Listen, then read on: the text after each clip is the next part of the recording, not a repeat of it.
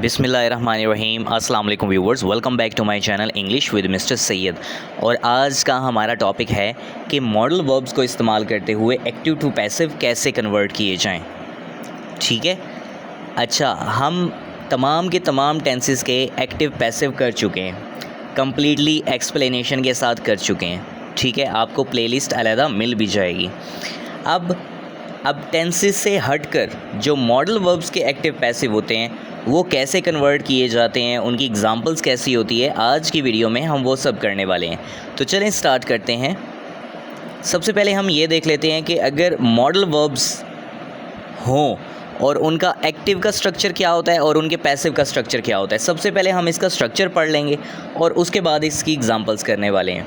अब ज़्यादा डिटेल से पढ़ने की ज़रूरत इसलिए नहीं है क्योंकि अगर आप प्लेलिस्ट को व्यू करें तो उसमें हमने हर टेंस को अलग-अलग एक्टिव टू पैसिव कन्वर्ट किया है और उसके बाद एक मेन वीडियो भी बनाई है जिसमें तमाम के तमाम यानी कि 12 के 12 टेंसेस के एक्टिव टू पैसिव मज़ीद एक्सप्लेन किए गए हैं, उनकी कुछ एग्जांपल्स की गई हैं। ठीक है, अगर आपको किसी भी किस्म की कन्फ्यूजन हो जो टेंसेस में आपने एक्टिव टू पैसिव कन्वर्ट करने हो तो आप जाके वो प्लेलिस्ट व्यू कर सकते हैं। आज की जो हमारी वीडियो है इसमें हम मॉडल वर्ब्स को एक्टिव टू पैसिव कन्वर्ट करने वाले हैं मॉडल वर्ब्स का इस्तेमाल करते हुए। ठीक है, सबसे पहले तो हम ये देख लेते हैं कि स्ट्रक्चर कैसा होगा। अगर एक्टिव वॉइस हो मॉडल वर्ब्स का तो उसका स्ट्रक्चर कैसा होगा। सबसे पहले हम सब्जेक्ट लगाते हैं, उसके बाद हम लगाते हैं मॉडल वर्ब जो होते हैं कैन, कुड, मे, माइट वगैरह वगैरह। ठीक है, उसके बाद आपने बेस वर्ब लगाना होता है यानी कि मेन वर्ब लगाना होता है और एट दी एंड हम ऑब्जेक्ट लगा देते हैं। टेंसेस में क्या था, टेंसेस में आपने सबसे पहले सब्जेक्ट लगाना होता है, फिर हेल्पिंग वर्ब लगाना होता है, फिर बेस वर्ब लगाना होता है और ऑब्जेक्ट लगाना होता है। इसमें हेल्पिंग वर्ब की बजाय आपके पास मॉडल वर्ब आ जाएगा। ठीक है, ये तो हो गया एक्टिव वॉइस का स्ट्रक्चर। अब पैसिव वॉइस का स्ट्रक्चर क्या होता है, आपने सबसे पहले लगाना होता है ऑब्जेक्ट। अब ऑब्जेक्ट कौन सा है, ये वो वाला ऑब्जेक्ट है जो ऊपर एक्टिव वॉइस का ऑब्जेक्ट था। ठीक है, उसके बाद हमने मॉडल वर्ब लगाना है यानी कि कैन, कुड, मे, माइट वगैरह। ठीक है, उसके बाद आपने बी का इस्तेमाल करना है। किसका इस्तेमाल करना है, बी का इस्तेमाल करना है। हमने बड़ी डिटेल के साथ पढ़ा हुआ है कि बी का यूज़ क्या होता है। बी बेसिकली आपके पास प्रेजेंट फॉर्म होती है और इसके अंदर इज़ एम आर मौजूद होता है, ये प्रेजेंट फॉर्म होती है। इसकी पास्ट फॉर्म क्या होती है, वाज या फिर वर्ब, और इसकी थर्ड फॉर्म क्या होती है, बीन। अब चूँकि हमने एक्टिव वॉइस जब किया मॉडल वर्ब्स का तो उसमें क्या था, सब्जेक्ट, मॉडल वर्ब और बेस फॉर्म। बेस फॉर्म कौन सी है, ये वर्ब की फ़र्स्ट फॉर्म है। ठीक है, और एट द एंड ऑब्जेक्ट है। अब ये देखें, अब चूँकि हम एक्टिव में ये कर रहे हैं कि मॉडल वर्ब के साथ बेस फॉर्म यानी कि फ़र्स्ट फॉर्म होनी चाहिए, आपकी मेन वर्ब फर्स्ट फॉर्म होनी चाहिए। तो अब पैसिव की रिक्वायरमेंट क्या होती है, पैसिव की रिक्वायरमेंट होती है कि आपको मेन वर्ब की या बेस वर्ब की थर्ड फॉर्म चाहिए। अब पैसिव की रिक्वायरमेंट पूरी करने के लिए हम मेन वर्ब यानी कि बेस वर्ब की तो थर्ड फॉर्म लगा देंगे, लेकिन मॉडल वर्ब के साथ फर्स्ट फॉर्म किसकी लगाएंगे, हम लोग बी की लगाएंगे। यानी कि आपके पास जो स्ट्रक्चर होगा पैसिव का वो क्या होगा, आपने सबसे पहले ऑब्जेक्ट लगाना है जो एक्टिव वॉइस का ऑब्जेक्ट है, उसके बाद आपने मॉडल वर्ब लगाना है और मॉडल वर्ब के बाद आपने लगा देना है बी। क्या लगा देना है, बी लगा देना है। और उसके बाद आपने बेस फॉर्म लगानी है, और बेस फॉर्म कौन सी लगानी है, वर्ब की थर्ड फॉर्म लगानी है इसकी। ठीक है, बेस वर्ब का मतलब होता है यानी कि मेन वर्ब जो आपके पास होता है वो थर्ड फॉर्म लगानी है, और उसके बाद आपने बाय लगाना है और बाय के बाद आपने लगा देना है सब्जेक्ट। ठीक है, इसके कुछ की पॉइंट्स मैं आपको बताता चलूँ कि इसमें की पॉइंट्स ये है कि आपका मॉडल वर्ब सेम ही रहेगा, मॉडल वर्ब आपका चेंज नहीं होने वाला। बस मॉडल वर्ब के साथ आपने बी का इस्तेमाल करना है और मेन वर्ब की थर्ड फॉर्म आपने लगा देनी है। ठीक है, ये की पॉइंट आपने जहन में रखना है। अब हम कुछ कॉमन मॉडल वर्ब्स कर लेते हैं कि होते कौन कौन से हैं। देखें, आपके पास होता है कैन। कैन जो है उसका उर्दू में मतलब होता है कर सकते हैं। क्या मतलब होता है, कर सकते हैं। अच्छा जी, ये एबिलिटी को ज़ाहिर करता है, पॉसिबिलिटी को भी ज़ाहिर कर सकता है। ठीक है, ये किसी चीज़ के मुमकिन होने को बताता है कि ये बात मुमकिन है। जैसे I can swim very well, मैं बड़े अच्छे तरीके से तैराकी कर सकता हूँ, तैर सकता हूँ। अब ये पॉसिबिलिटी है और दूसरी बात ये क्या है, ये चीज़ मुमकिन है, ये एबिलिटी को ज़ाहिर कर रहा है। ठीक है, इसी तरीके से आपके पास होता है कुड। कुड का इस्तेमाल क्या होता है, ये कैन की सेकंड फॉर्म होती है यानी कि पास्ट फॉर्म होती है। इसका मतलब होता है कर सकते थे, जैसे I could write very well, मैं बड़े अच्छे तरीके से लिख सकता था। ठीक है, ये भी पॉसिबिलिटी को भी ज़ाहिर करता है, एबिलिटी को भी ज़ाहिर करता है, बट ये कैन की पास्ट फॉर्म हो जाएगी, सेकंड फॉर्म हो जाएगी। उसके बाद होती है मे। मे का मतलब होता है हो सकता है। अब जो मे होता है ना वो आप परमिशन के लिए भी इस्तेमाल कर सकते हैं, वो आप किसी को दुआ देने के लिए भी इस्तेमाल कर सकते हैं। ठीक है, उसके बाद होता है माइट। माइट मे की पास्ट फॉर्म होती है, इसका मतलब होता है हो सकता था। ठीक है, हो सकता था, ये सेम फंक्शंस इसके वो मे वाले ही होंगे, बट ये पास्ट में इस्तेमाल होगा। माइट, मे का पास्ट फॉर्म माइट होता है। उसके बाद होता है विल। विल का मतलब होता है होगा, मुस्तकबिल के लिए इस्तेमाल होता है, जैसे हमने टेंसेस किए हैं, ठीक है, उसमें फ्यूचर टेंस जो है उसमें विल का इस्तेमाल किया जाता है। उसके बाद होता है वुड। अब जो विल का पास्ट फॉर्म होता है ना वो वुड होता है, इसका मतलब होता है हुआ होगा, ये माजी के लिए इस्तेमाल किया जाता है, ठीक है। विल का माजी यानी कि विल की जो पास्ट फॉर्म है वो वुड होगी। उसके बाद होता है मस्ट। मस्ट का मतलब होता है ज़रूरी है, you must do it, you must go there, आपको ज़रूरी वहाँ जाना चाहिए, आपको ज़रूरी ये काम करना चाहिए। और टू का मतलब भी मस्ट के जैसा ही है, उसका मतलब होता है लाजिम है, ज़रूरी है। हैव टू, ये करना है, जैसे मैं कहता हूँ कि आई हैव टू गो, मुझे जाना है, you have to do it, आपको ये करना है, ठीक है। नीड टू का मतलब होता है कि ज़रूरत है, आपको ये काम करने की ज़रूरत है। शेल का मतलब होता है होगा, और ये फ्यूचर के लिए इस्तेमाल किया जाता है, ठीक है। और उसके बाद होता है शुड का मतलब होता है चाहिए, यानी कि यू शुड डू इट, आपको ये करना चाहिए। तो ये थे कुछ कॉमन मॉडल वर्ब्स। आइए अब इनकी एग्जांपल्स कर लेते हैं। पहला है she can write a letter. अब हमने इसके स्ट्रक्चर में क्या पढ़ा है कि आपने मॉडल वर्ब को नहीं छेड़ना, मॉडल वर्ब वही का वही रहेगा, बस आपने मॉडल वर्ब के साथ बी का इस्तेमाल करना है और बेस फॉर्म की थर्ड फॉर्म इस्तेमाल करनी है, यानी कि बेस वर्ब की थर्ड फॉर्म इस्तेमाल करनी है। अब यहाँ पे कैन वैसे का वैसा रहेगा, उसके बाद हम बी लगा देंगे और वर्ब की थर्ड फॉर्म लगा देंगे। अच्छा जी, दूसरा क्या है जी, आपने जब पैसिव करना होता है तो एक और की पॉइंट ये है कि आपका ऑब्जेक्ट सब्जेक्ट बन जाता है और सब्जेक्ट जो है वो ऑब्जेक्ट बन जाता है।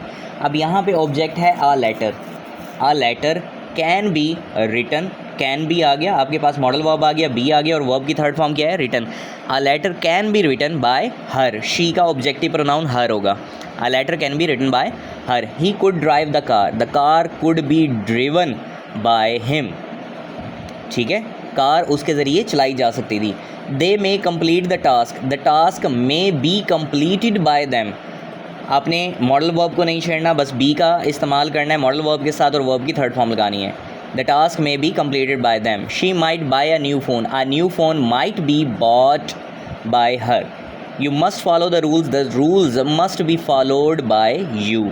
We shall start the meeting shall be started by अस।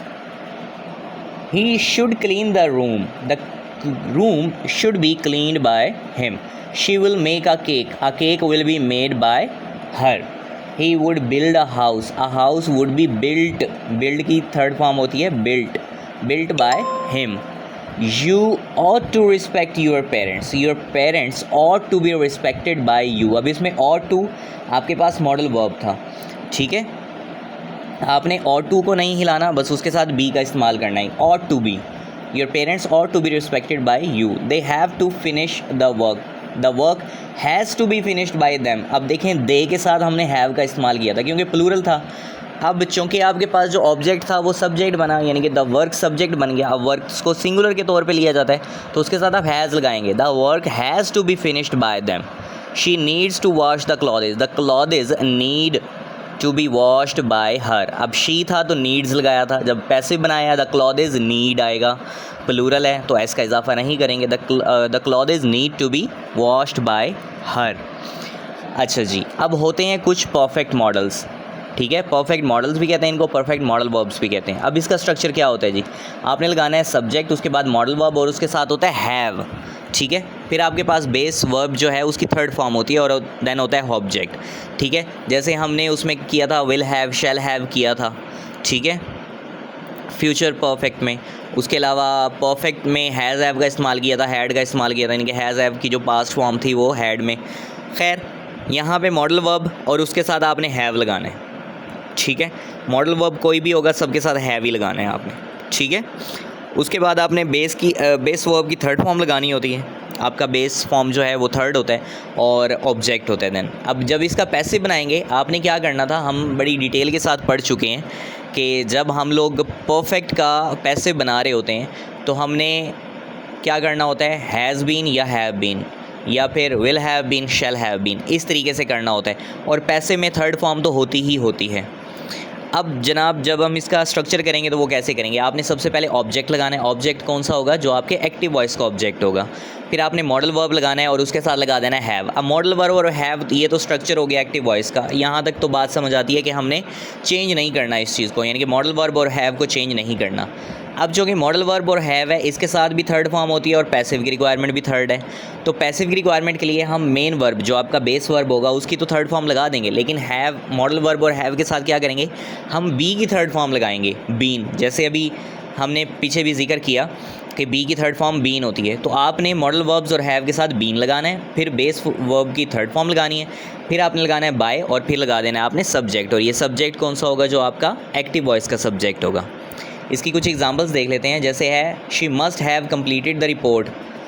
ठीक है, she must have completed the report must have been completed by her. Must हम लाजमी चीज़ के लिए, ज़रूरी चीज़ के लिए इस्तेमाल करते हैं। अब इसकी उर्दू क्या बनेगी कि उसने रिपोर्ट मुकम्मल की होगी, ज़रूर की होगी। मस्ट का लफ्ज़ इस्तेमाल किया गया, ठीक है, उसने रिपोर्ट ज़रूर मुकम्मल की होगी।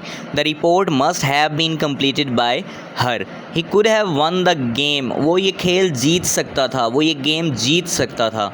The game could have been won by him, यानी कि ये गेम या ये खेल उसके ज़रिए जीता जा सकता था। They should have delivered the package, उन्हें ये पैकेज, ये पार्सल डिलीवर करना चाहिए था। The package should have been delivered by them. तो ये था हमारा आज का टॉपिक के मॉडल वर्ब्स को इस्तेमाल करते हुए और परफेक्ट मॉडल वर्ब्स को इस्तेमाल करते हुए एक्टिव टू पैसिव कैसे कन्वर्ट किए जाएं। आई होप आपको ये वीडियो पसंद आई होगी। अगर पसंद आई है तो लाइक और सब्सक्राइब करना ना भूलिएगा। Thank you so much for watching my YouTube videos and see you soon in the next video इंशाल्लाह। तब तक के लिए अपना बहुत सारा ख्याल रखिएगा। जज़ाकल्लाह एंड अल्लाह हाफ़िज़।